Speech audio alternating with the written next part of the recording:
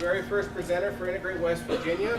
Joe Jaffe is an author, a thought leader, a founder, and a CEO. His firm, Evolution, connects startups with brands and drives digital innovation through symbiotic relationships. He has worked with firms of all sizes, and his work has been featured in the Wall Street Journal, New York Times, Ad Age, Adweek, and Fortune, among other outlets. Please give a warm Integrate West Virginia welcome to Joe Jaffe. Thanks, Chad. And I would prefer to stand here in front of you and walk around a little bit. And apologies to the front row. I spit at times and I get really passionate. So hopefully you can hear me, and I don't need a microphone. Is it good? Otherwise, just come forward and put on the spray anorex or something like that. It is actually great to be here. I'm somewhat relieved I'm not in Morgantown, only because it was very difficult to find Morgantown. I had to fly into Pittsburgh, rent a car. This one was a little bit easier, and it's really, for me, it means a lot to always be close to an institution, to the educational side of the business. I am a tech geek, I am an innovation geek, but ultimately I'm an education geek, and feel very closely to be associated with any institution that is part of learning, high learning, continued ed, etc. As you will see, the hashtag for today, I had to go with Kofefe. I don't know if I pronounced it right, but I'm not sure anybody does. I also saw actually the National Spelling Bee actually got it wrong, which I think is a good thing. I'm not sure. So anyway, I would normally say let's try and make this a trending hashtag, but it already is. So to hell with the hashtag. What I will do, because I am associated with right now with a university, is I thought maybe we'd start off with a little bit of a pop quiz, because you guys are history buffs and you're smarter than I am. So does anybody know who that is? Correct, the Chief Marketing Officer of Procter & Gamble. Well done. A nice, easy one to start in a sense. How about that? No, that was Herod, the not so great. Who's that? It's Con. Yeah, there you go. So, you were sneezing, so it's okay. What about that one? Chairman Mao. Yeah. Good old Kim, bad old Kim. So who do you think comes next in the sequence? Trump.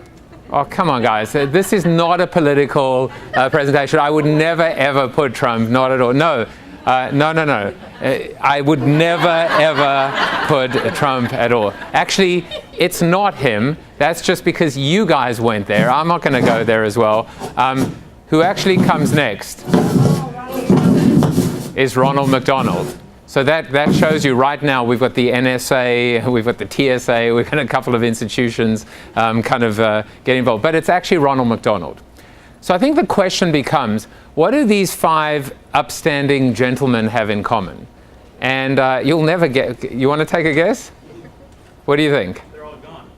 They're dead? Well, he's still alive, haunting our children. But actually the answer is all 5 were delusional megalomaniacs that thought they could rule the world and live forever. So you're pretty much correct. Of course, Ronald McDonald to me represents, and I'm not meaning to pick on him and or McDonald's, but represents kind of advertising, marketing, communications, all of this theoretical mumbo jumbo that we've been taught for over 100 years on theory that no longer really applies or is as relevant anymore. Just to take a step back, I mean, this is the pond scum from whence we've come, in a sense. Now, I'm going to the speaker dinner tonight, and we went to, where did we go to? The Lantern last night.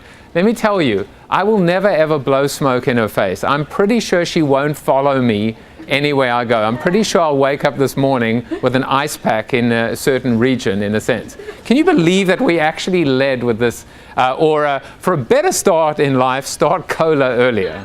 And there is just more where that came from. So this, to me, is kind of always my reality check in terms of what I'm trying to get away from. That's kind of the lens that I use when I write my books, which is to be provocative, but not for the sake of being provocative, to be thought-provoking and ask the questions that maybe we're all thinking or maybe we're too afraid sometimes to mention in a more public or in a more corporate setting as well. Now, it's funny because I've written 4 and I'm talking to you today about the 4th. Why am I only showing you 3? Well, for 2 reasons. One, I think Flip the Funnel is the best book I'll ever write. So, sorry guys that I'm talking to you about the fourth. I peaked too soon.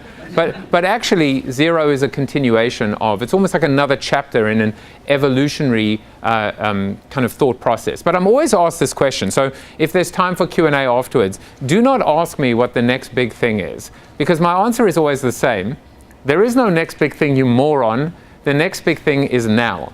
Like, we're so enamored with AI-powered wearable drones with VR technology delivering pizza to us. And the reality is our websites suck, and search and email and content and the basic building blocks of this incredible gift that we were given called digital.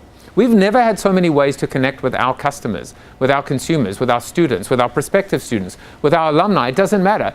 And yet, or more importantly, they've never had so many ways to connect with us. They're not waiting for us to say, the royal decree has been signed and you can now open your mouth and tell us what you think. They'll tell us what they think, of course, whether we like it or not. And it's not always good as well. So, that's why I'd like to believe that Zero and what I'm speaking to you about today is, to me, about common sense. And I'll get more to that in a moment.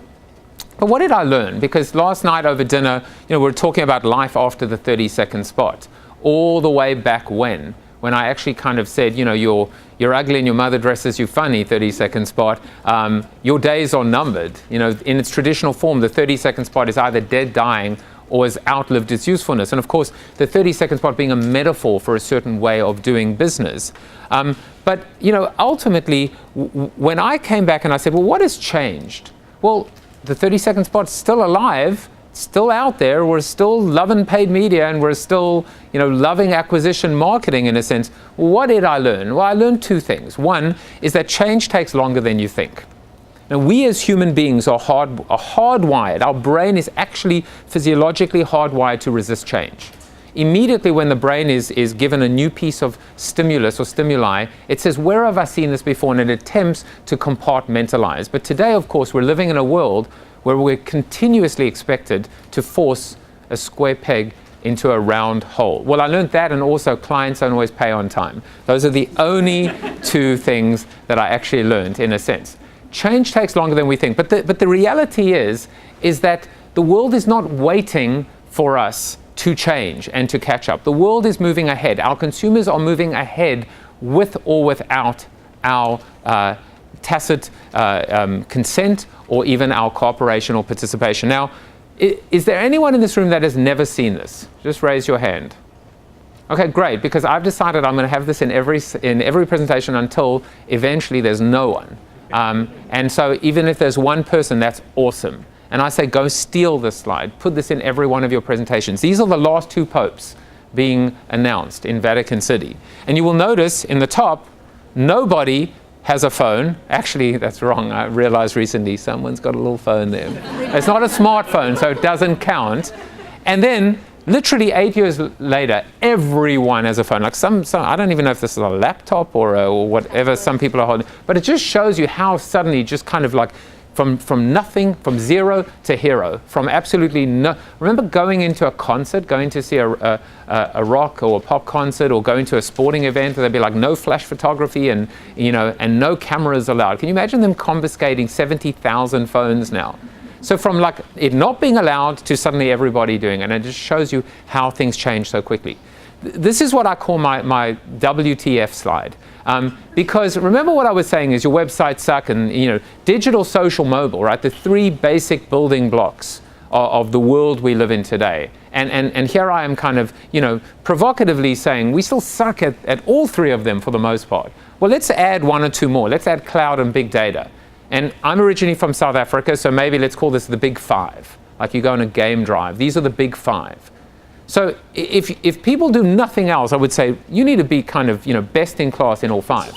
But then, bless you. But then you kind of look at this. And this to me is like, I go from my WTF to my weatherman analogy.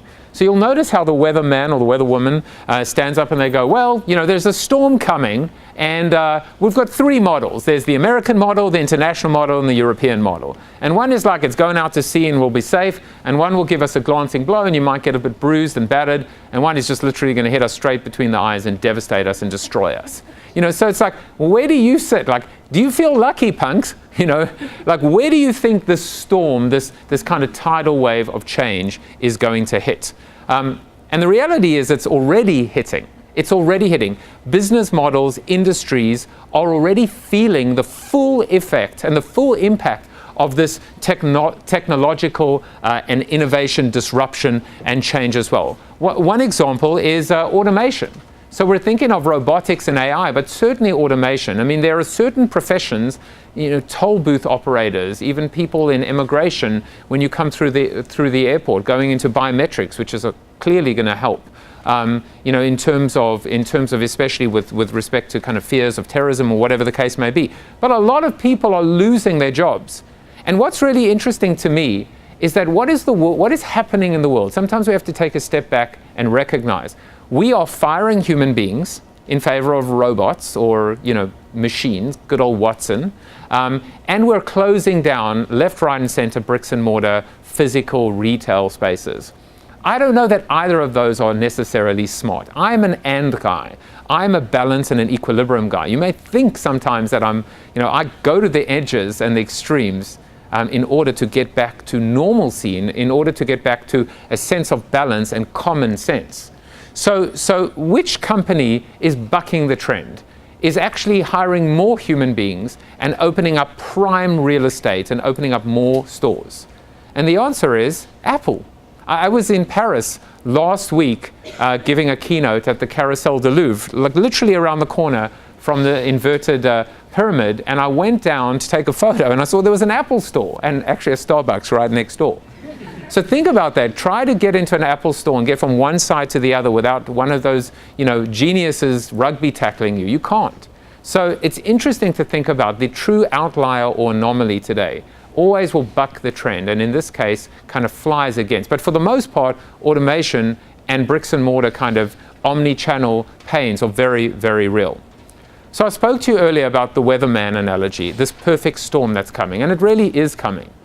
In a way, the smoking gun, from a media standpoint, for anyone that's a marketing major or marketing graduate or certainly kind of an enthusiast, this is the smoking gun. The smoking gun basically is saying, and you've probably heard versions of this, we are paying more for less.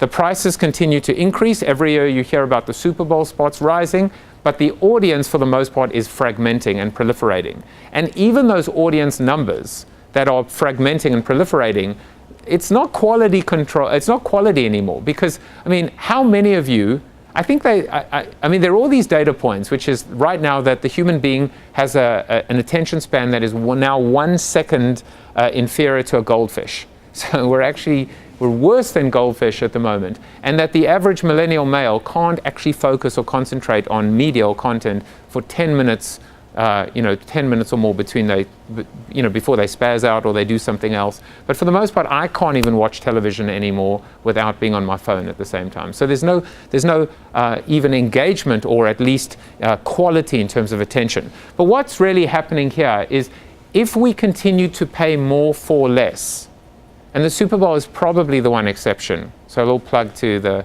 folk over at 84 Lumber, because they did a damn fine job.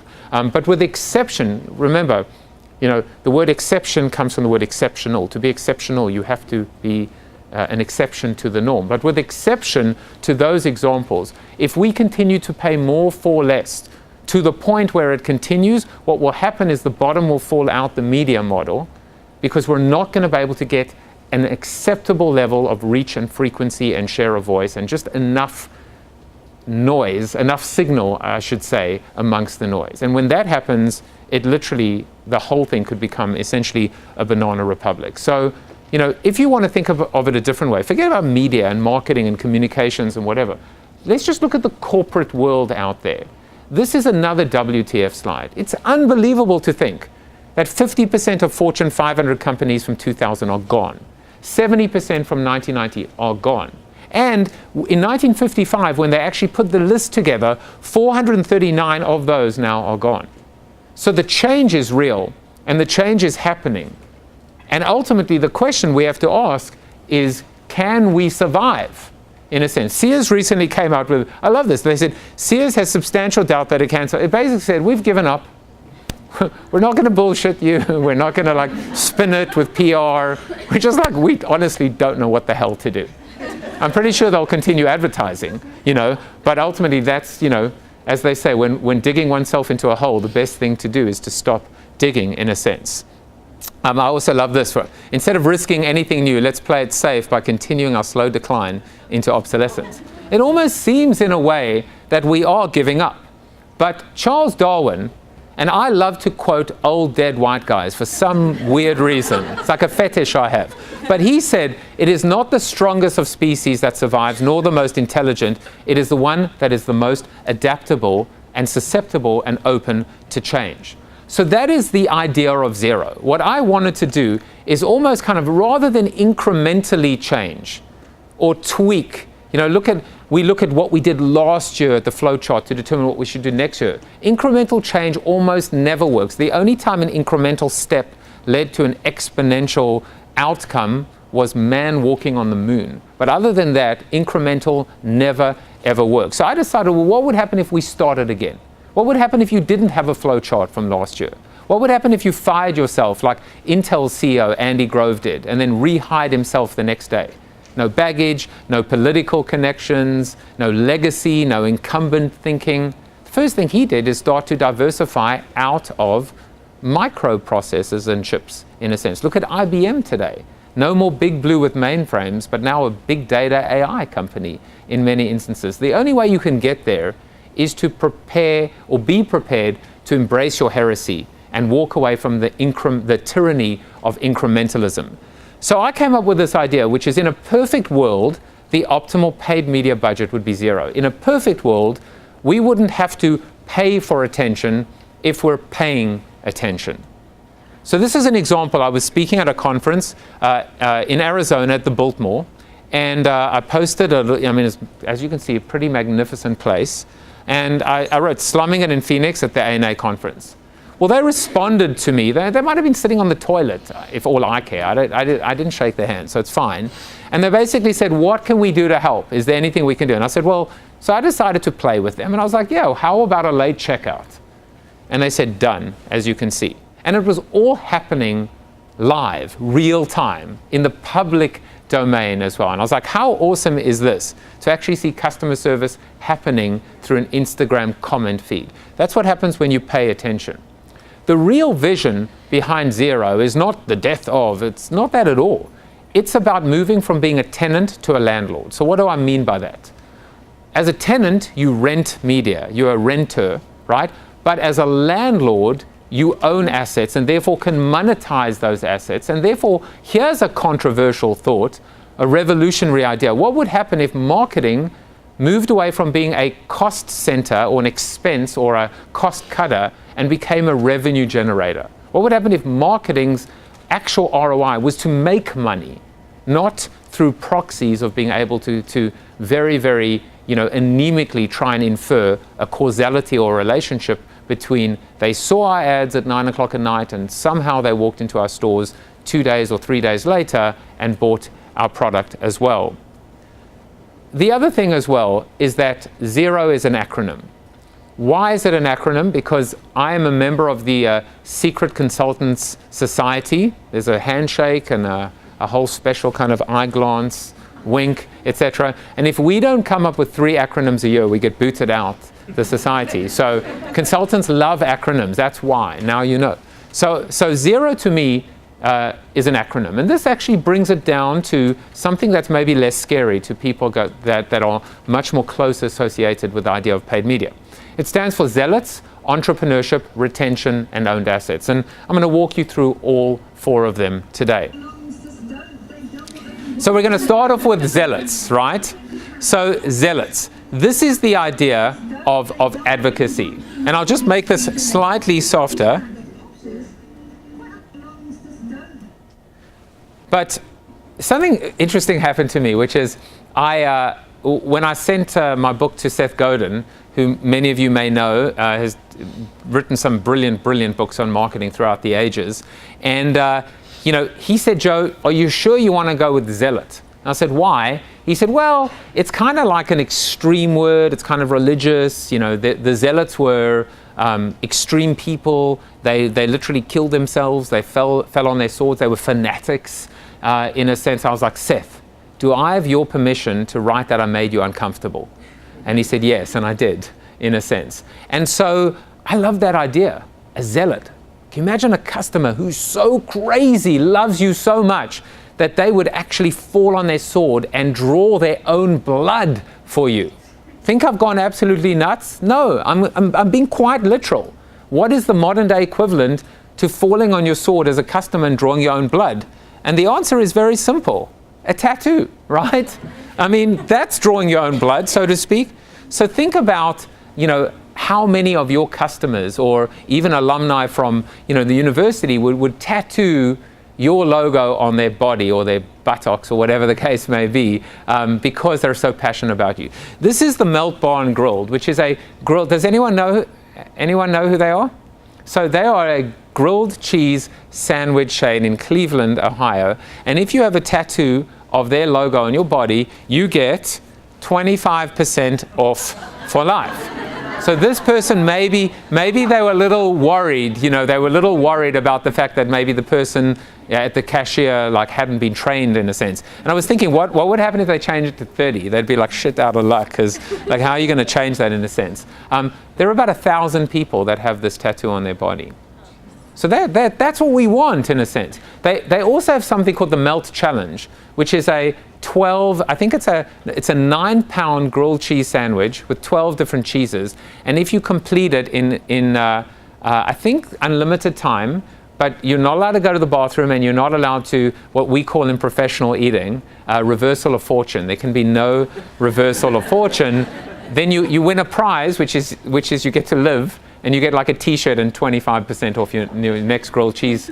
So who would be nuts, insane enough to actually go and attempt, one of those challenges? Nobody would be crazy, well, except me, of course. So I went, and I don't know if you can actually get a depth perception. Look at my hand, look at the grilled cheese. It's like this big, in a sense. So, ye of little faith, how many people think I succeeded? Just raise your hands.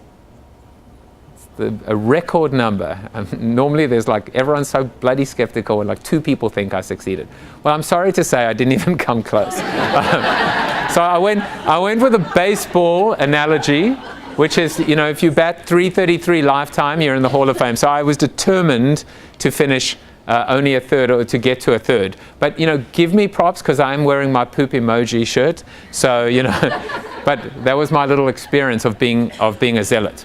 The thing is, we are trapped right now in mediocrity. Customer satisfaction, the word satisfactory comes from satisfaction. We're just trying to be all things to all people, and we end up being nothing to nobody.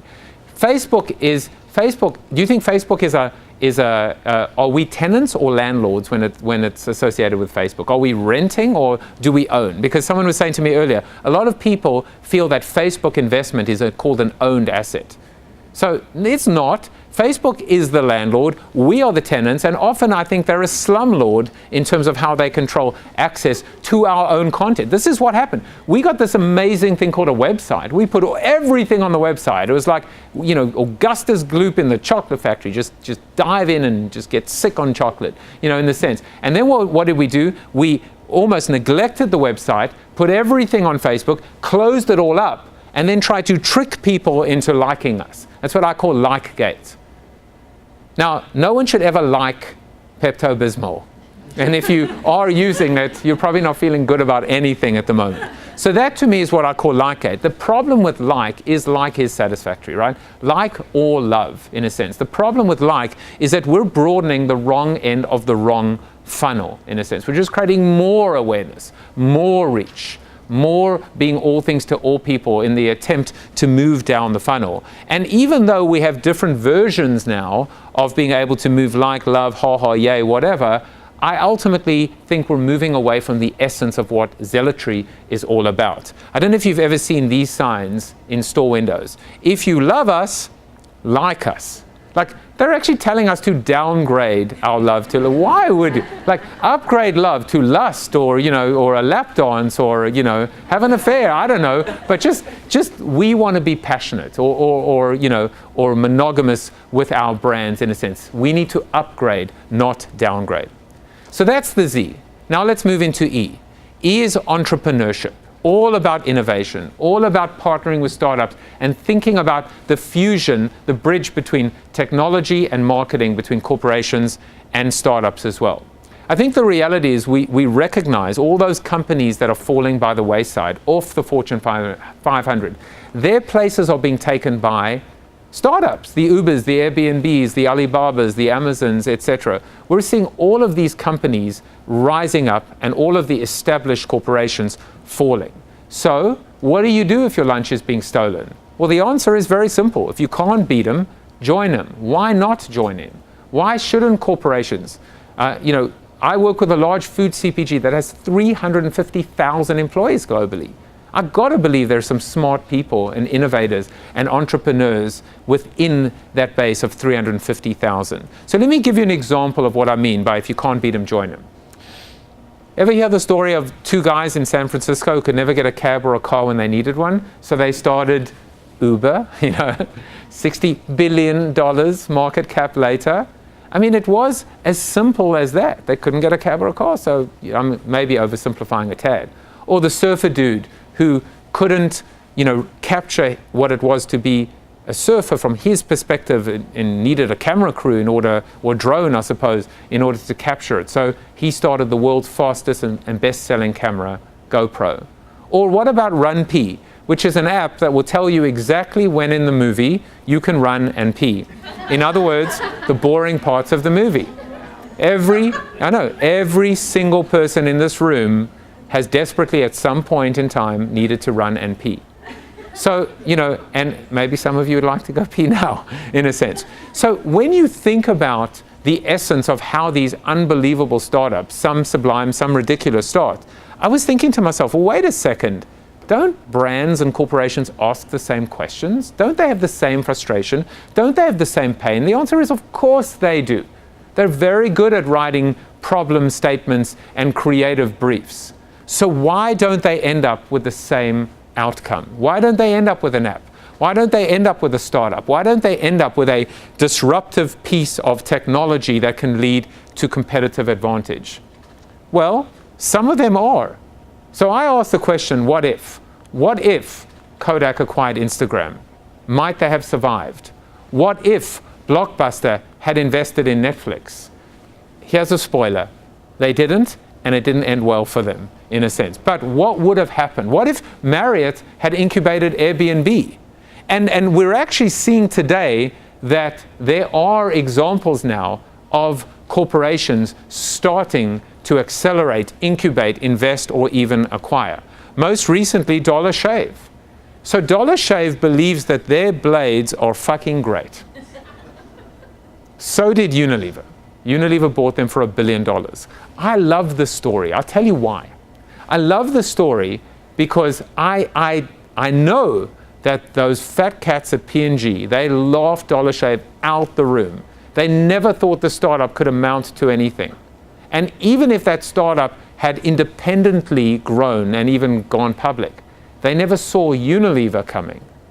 I mean, how could they? If they had, they would have done something about it. So think about how overnight the competitor that actually could destabilize Gillette's market share was in fact not a startup, but the old enemy. And this just shows you the complacency that can happen, or the opportunity if in fact you're Unilever, who went from zero in men's grooming and shaving to hero overnight. It's why I started Evolution 5 years ago with this mission of actually helping companies figure out, sort the wheat from the chaff. What is hope and what is hype? How to collaborate with startups. But really, why should they care? So what? What's in it for them? It's not just to do test and learns. It's in order to become more agile and startup-like and ultimately to survive. The final part of the E of entrepreneurship is this idea of recognizing, as I just said, that in order to survive, we have to become more entrepreneurial, more startup-like, more agile, more lean. There is no doubt in my mind that the slower we move and the more conservative we are, the greater the chances of us truly being left behind and ultimately going the same way as the dinosaur or the dodo. So I heard once the analogy that we're living in the age of improv. And I love the idea of being able to adapt, contingency plan, be nimble, be able to change course mid-direction. That's what it is right now. You know, we create these magnificent pieces of content called advertising, called video. And then, of course, the world turns on us, as I'll show you later on in this presentation, and we have no plan B. Actually, Mike Tyson, I think, says it even better than me. He says, everyone has a plan until they get punched in the face. He also said that he was going to fade into Bolivian, but I think that's a great way to think about agility. Next is the R of retention. This is ultimately the story of Flip the Funnel. That actually says, wait a second, if 80% of our revenue is coming from our customer, our repeat, returning, recurring, loyal customer, why, oh why, are we neglecting them by only investing 20% of our dollars on that contribution? It makes no sense. It's actually negligent. It's even criminal. We are neglecting our life force, our revenue contribution. So what I did in Flip the Funnel is I said, it's time to spurn the concept of churn. Let's stop, first of all, let's stop fishing if our net's full of holes. We're so obsessed on acquisition, on new customers. But what would happen if we just figured out how to better connect and engage and harness and activate our existing customers? We need to get away from being in the business of courting strangers and prostitutes. Okay? A stranger is a first-time buyer, no connection to the brand, and a prostitute is a switcher, a promiscuous customer. They switch to you for the wrong reasons, price, and they'll switch away from you for the wrong reasons, price. My daughter actually told me a joke. She said, where is the one place that you will be safe during the zombie apocalypse? And the answer is Costco, because they have plenty of food, plenty of water, and you need a membership card to get in. So Costco says no strangers and prostitutes. Another way to think about it is even the way we think about retention is all wrong. Let's just say we're spending 20% of our dollars on retention. I will bet you, as a betting man, that most of it is down here in things that are not retention at all. They're all corporate-centric. They're not customer-centric. We're all worried about what can we do to prevent them from leaving us? What can we do to upsell them and get more money from them? What can we do to prevent our competitors from stealing them? When actually what we really need to do is figure out how to bring these zealots, these fans, these advocates into the actual DNA, the ecosystem, the innovation engine of our company. Be content creators, be conversationalists, be a referral engine for the company, and ultimately come up with ideas that can help us obliterate our competition. So that's why I flipped the funnel. That's why I basically turned around and said, the funnel should get bigger over time, not smaller. The traditional marketing funnel, AIDA, awareness, interest, desire, action, it gets smaller over time. What would happen if it got bigger? So I flipped AIDA and created ADIA, acronym number 2, acknowledgement, dialogue, incentivization, and activation, a way to grow that equity and that increasing return on our investment. I'll just give you 2 examples today. The first is acknowledgement. The 2 most powerful words in the English language are thank you. Well, in my house, it's I'm sorry, but thank you. Let me just show you a really good example of thank you.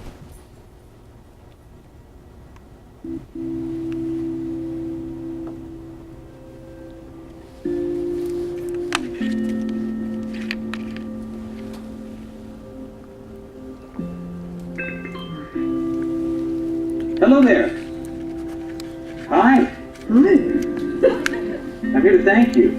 You're welcome. Hi, Christine. Bonjour, Kevin. Bonjour. Hi, Michael. Hi. I'm ATM. You know what ATM stands for? Automated teller machine? That is correct, normally, but today you're wrong. I'm an automated thanking machine. Hey, look at that, buddy. That's for you. That's on TV Canada Trust. Thank you.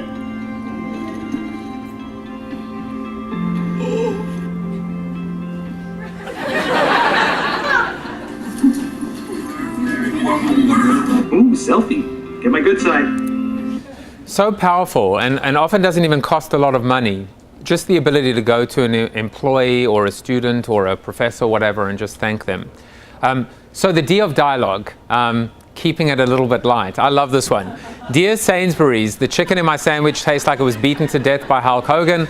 Was it? And they respond by saying, sorry, it wasn't up to scratch. We will replace Mr. Hogan with Ultimate Warrior on our production line immediately.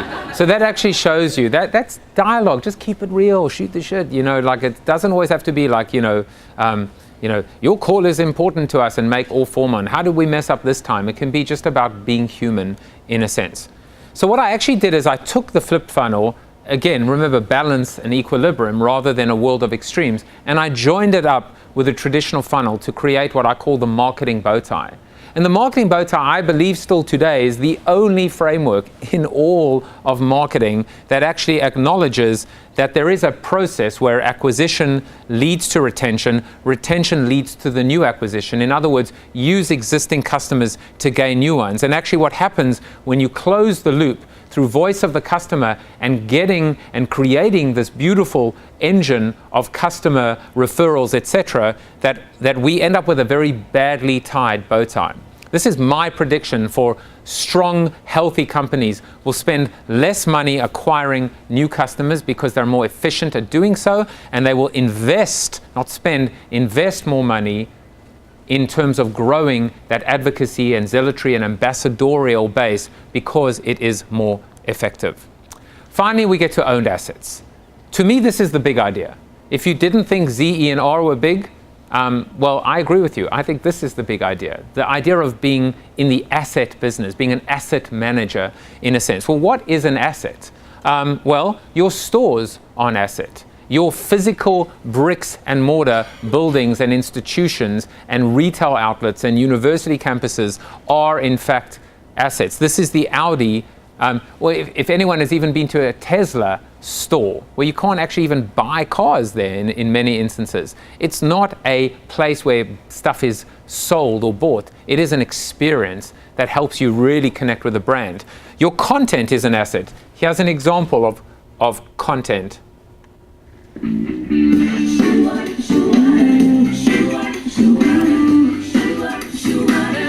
got some safety tips that you gotta know, and trust me, it's something that you wanna hear. So honey, sip your lips and enjoy the show before we move into the stratosphere. Yeah. So won't you buckle your seatbelt, put it on tight, and keep your foot in that chair. So I'm a bit of a sadist because I just made you watch a safety video for Virgin America. And some of you are like disappointed. You're like tapping and you're like, oh, why did he stop it? And others are like, oh, that's how you do the safety belt in a sense. That video has been watched millions and millions and millions of times on YouTube. They even created the making of the video, which has been watched millions and millions of times. So your stores are an asset. Your content is an asset. Your packaging is an asset. This is a promotion Coke ran, Coke Zero, where you could actually vote for your name or your town to be limited production, to actually be a limited production run. Space is an asset. Red Bull with Felix Baumgartner and their kind of Red Bull Stratos freefall in a sense. Your employees are an asset. Who would have ever thunk Apple would show geeks in their commercials? They always showed cool people. Now they're like people like me in a sense, because that is the lifeblood of Apple and what Apple stands for. The Ritz-Carlton is an exceptional example of how they empower. Even whether it's a porter or a housekeeper, they can spend up to $2,000 on a customer without getting approval, because they're empowered to change. Your culture is an asset. Remember, it's another play on words, but there's a reason why the word cult is in culture. Gets much closer to the idea of what it is to be a zealot. This is a zealot, an internal zealot, your employee zealots as well. That's the power of culture. That's why Zappos is such a great example of custom experience to the nth degree, because everybody lives and breathes that same idea and that same commitment and passion. So it's time to start a movement in a way. From a moment to a movement. This is the real movement, a customer movement. The whole Movember initiative or the Ice Bucket Challenge, zero paid media. A way to kind of create an incredible movement without spending a dime on paid media. So zero is a journey. And what I'd like to do is in the last 10 or 15 minutes is kind of walk you through how you can actually start and where you can start and a couple of practical ideas in a sense. The thing about a journey, there's that wonderful quote which says success is a journey, not a destination. You will never get to the finish line. Maybe that means you will never get to zero paid media. Phew, you can breathe a sigh of relief because the goalposts will continue to change. But get on that path and enjoy the journey. And oftentimes it will be a little painful, but it's going to be exciting and it will absolutely be gratifying along the way. So here's an example with respect to zealots. This is an example of someone who clearly has an unhealthy relationship with Star Wars. But you know, they sent this to me and they weren't trying to brag about their new Tesla. They just wanted to show me an example of how the dealer bought this tiny, maybe it's limited edition, maybe they went to Comic-Con next door or whatever, but they just, you know, fed into their passion for Star Wars in a sense. My first boss once taught me, the smallest things are the cheapest things, are the most powerful or valuable or impactful things as well. That's what happens when you tap into zealotry. What about the E of entrepreneurship? Well, zero is transformative. This is an interesting example, actually, another, you know, paying homage to a Super Bowl spot. This is what I call the Rumpelstiltskin effect, where actually Intuit bought a Super Bowl spot, so that's rented media, and then they weaved straw into gold, they turned it into an owned asset by giving it away to one of their customers, in this case an entrepreneur or a small business. What better way to demonstrate commitment to your customer base and to small and medium businesses than to give them an opportunity to get in front of 110 million semi-drunk Americans. The day of reckoning is upon us. My brothers, what is life? If not to die, a glorious death. Fear not, but tonight we drink in the heart of Valhalla. Rome, awaken and welcome death. Death Wish Coffee, fiercely caffeinated. Intuit QuickBooks is proud to put a small business on the big game. So what a smart way in this case to be innovative and entrepreneurial even within the shell of something that is traditional or conventional or even expected. In the R of retention, there is this ability and I think this real connection, which is when last did we thank our customer? When last did we create a custom, we have employees of the month, why not a customer of the month? Or in this case, this was me checking into the Four Seasons in Atlanta and I got a handwritten note that actually said, hey, it's your 10th time here, have a fruit basket on us, in a sense. This is a people business powered by technology.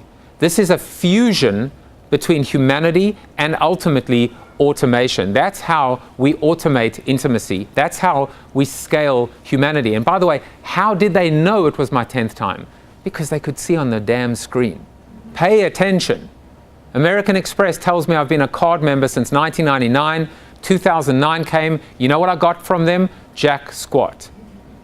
Send me a damn card, a birthday card or an anniversary card, especially when you remind me every day when I rack up my overdraft that ultimately, how long I've been with you.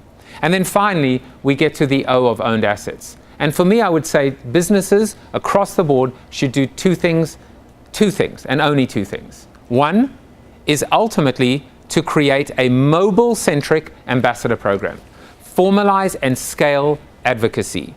Have an ability, whether it's community-centric, mobile-powered, but ultimately there has to be a way to tap into on an ongoing basis your customers. Think Starbucks app meets Nike Plus or Nike Running, meets ultimately American Airlines with Advantage miles, we've got to be able to figure that out. And all we got to do is connect the dots and just pick and choose from each one of these best-in-class examples.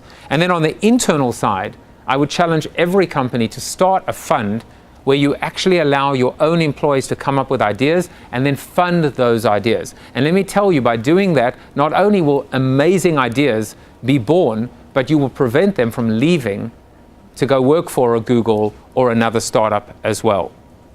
So it's not just a people business powered by technology.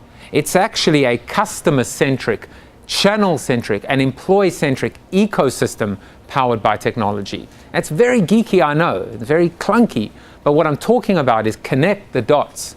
Employees to employees, students to students, professors to professors, professors to students, employees to customers. Ultimately, the more connected the ecosystem, the more powerful the network effect can be from being able to harness the reality that the most credible spokesperson is your employee and the most influential salesperson is your customer as well. The challenge that we have is we continue to go to celebrities and we continue to go to borrowed interests, like the whole Pepsi-Jenner fiasco in a sense. That's what happens when we can't stand on our own 2 feet. We've got to go to celebrities and borrowed interests. When we can't actually harness our employees and our customers, we have to go to a third party, and it never ends well.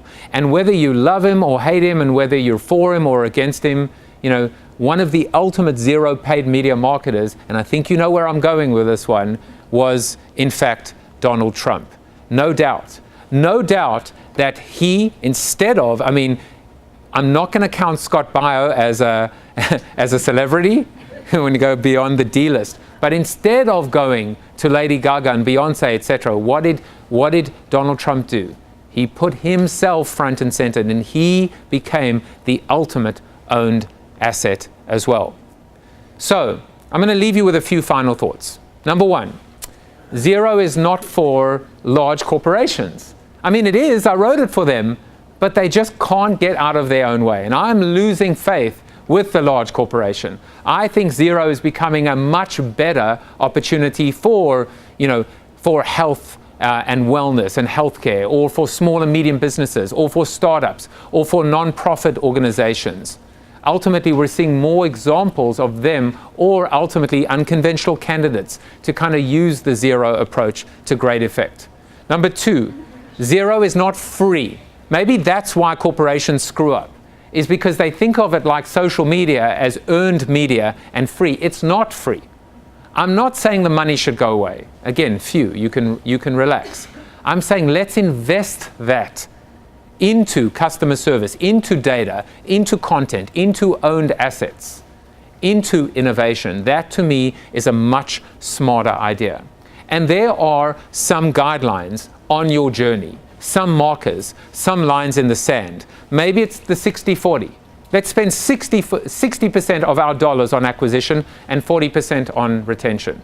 What would happen if we doubled the amount we spent on retention? Or what about the Google model, the 70-20-10 or the 60-30-10, the now, new, next? What would happen if we had a 10% budget for innovation? That we said we are going to spend $1 in every $10 on what comes next. Or from zero, what I call the 50-55. In 5 years' time, 50% of all marketing should be direct to customer. That means we can still be tenants. $1 in every $2 can go towards other landlords, but in the other case, let us be our own landlords. So, from a spending standpoint, we're talking about money, we're also talking about optimizing budgets, and we're also talking about risk. I'd like to believe that if you can become an asset manager with a diverse portfolio, diversification is good from a financial standpoint. It should be good from a marketing standpoint. If you have many horses in the race, if you're investing across the board in customer service, in innovation, in mobile-centric strategy, don't you have a better chance to minimize your risk ultimately? Because, the greatest risk, Bill Bernbach once said, safe advertising is the riskiest advertising of all. Peter Drucker said, to defend the past is far greater a risk than to create the future. So if you want to place your bets today, tomorrow, in your future, I would say place your bet on the number 0. And what I mean by 0 is not that 0, this 0. Get back to basics. Come full circle. Treat people the way we would expect to be treated in return. Use our brains and our common sense. In fact, my model is very simple. Reject the worst of the old and maintain the best of the old, the timeless, classic, universal truths of ultimately engagement and customer service. Embrace the best of the new, mobile, social, whatever, and reject the worst of the new. I'm not saying that Alexa isn't going to take over the world. It will, but in a bad way, you know. But instead of obsessing on Alexa and all of these voice command AI products, let's just get our websites a little bit better in return. And finally, you know, as I said, in a perfect world, the optimal paid media budget would be 0. Well, guess what? The world is not perfect, and therefore paid media will continue to exist. But if you bank on that as your kind of be-all and end-all, if that's where you're going to put your future, it's time to start updating your resume and getting onto LinkedIn, and maybe the person who said, does LinkedIn count? It does if ultimately you're updating your resume in this case. But for me, I think that ultimately what I've presented you today, think of it as a buffet a la carte. Maybe it's not all for you, so pick and choose, prioritize accordingly, and ultimately remember, find something that you can take away today that you can use. And to the gentleman earlier that spoke about those 5, you know, that example, I'm going to finish on with a reveal that is essentially exactly what your answer is, what your answer was. When I went into my daughter's classroom, the same one that told me the joke about Costco, I saw this on the wall. And it actually shows 5,000 years of history. All these and it's been color-coded even by geography. So even Nazi Germany is somewhere there. It's 6 years in a geographically concentrated place. You can barely even see it. And yes, you can see the Roman Empire and the Byzantine Empire and the Ottoman Empire. All of these civilizations, they rose and they fell. And they fell generally because of hubris, and they fell because of the sands of time. Maybe they fell because they didn't innovate enough or they didn't change quick enough. But no man, no woman, no corporation can live forever unless truly they're prepared to change and they're prepared to embrace what I'd like to believe is the 0 vision. So be a hero, commit to 0. Thank you very much.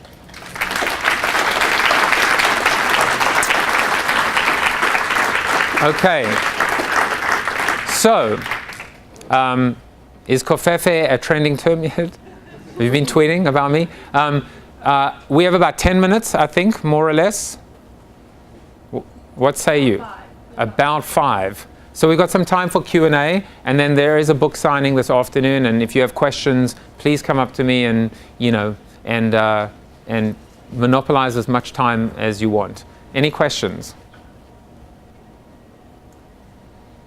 Don't be afraid of me. I don't bite.